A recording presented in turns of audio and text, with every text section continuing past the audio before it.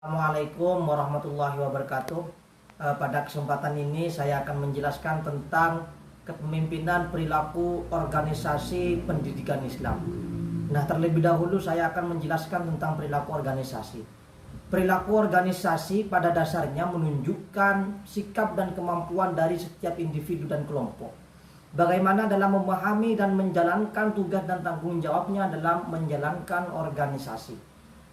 Nah, dalam organisasi pendidikan Islam, perilaku dianggap penting karena dapat mempengaruhi kualitas pekerjaan.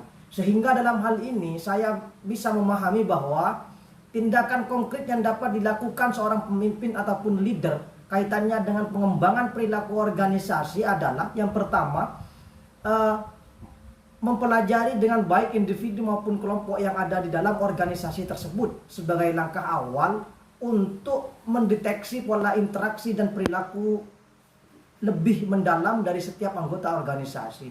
Terus yang kedua, membangun pola interaksi yang fleksibel yang menumbuhkan keterbukaan dan kolektivitas kerja.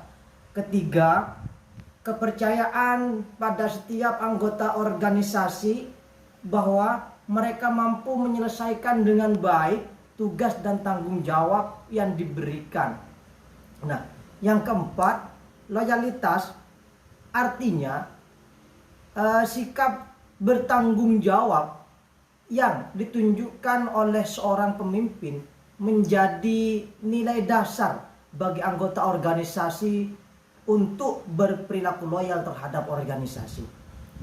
Nah, oleh karena itu, kaitannya peran lembaga pendidikan Islam, kendali lembaga dalam hal ini, peran seorang pemimpin agar menghasilkan perilaku organisasi yang ideal. Nah, Stephen Robin sebagaimana yang dikutip C.P. Triatma menggambarkan secara sederhana sebagaimana skema yang saya akan sampaikan ini. Yang pertama itu adalah input, yang kedua adalah proses, dan yang terakhir itu adalah output. Nah, gambaran skema ini menunjukkan bahwa input, proses, output manusia dalam organisasi harus dikelola secara proporsional sesuai dengan kebutuhan dan kapasitas.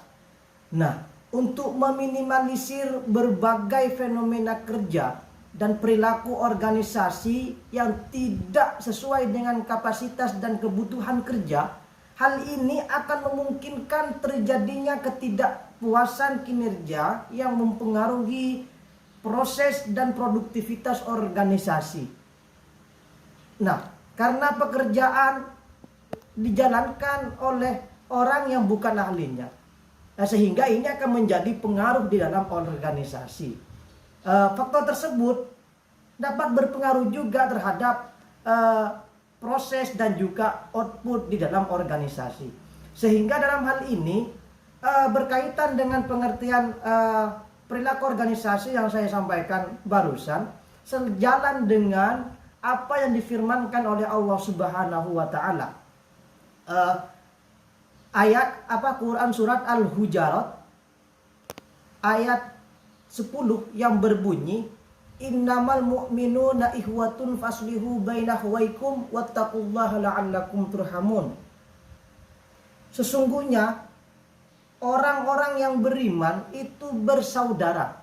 Karena itu maka damaikanlah antara kedua saudaramu dan bertakwalah kepada Allah Subhanahu wa taala supaya kamu mendapat rahmat. Dengan demikian, Islam juga mengajarkan bahwa hidup ini tidak bisa dijalani dengan seorang diri. Karena orang tidak akan mampu hidup secara wajar tanpa adanya orang lain. Penting kita menyadari bahwa orang lain selain diri sendiri dalam kehidupan ini. Dengan kesadaran itu, maka kita akan mengingat hak dan kepentingan diri orang lain. Sehingga teringat pula bahwasanya ada kewajiban pada diri kita yang harus ditunaikan kepada orang lain. Pada akhirnya, kesadaran yang semacam ini mampu menjadikan kita seorang menjadi penting bagi orang lain. Begitu pula sebaliknya, ia tidak akan mampu menyelesaikan tugas-tugas dan kewajibannya dengan baik tanpa bantuan orang lain. Oleh karena itu, manusia itu lemah dengan dirinya sendiri dan menjadi kuat bersama orang lain.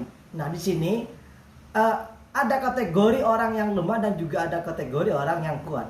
Kategori orang yang lemah itu ketika kita berjalan dengan sendirinya tanpa melibatkan orang lain. Nah, kategori orang yang kuat begitu pun sebaliknya adalah orang yang mampu melibatkan orang lain pada setiap tindakan organisasi. Itu baru kita bisa dikatakan manusia yang kuat. Mungkin hanya itu yang dapat saya sampaikan, sedikit pemaparan tentang kepemimpinan perilaku organisasi pendidikan Islam. Kurang dan lebihnya mohon maaf. Wallahul muwaffiq ila aqwamit thoriq. Wassalamualaikum warahmatullahi wabarakatuh.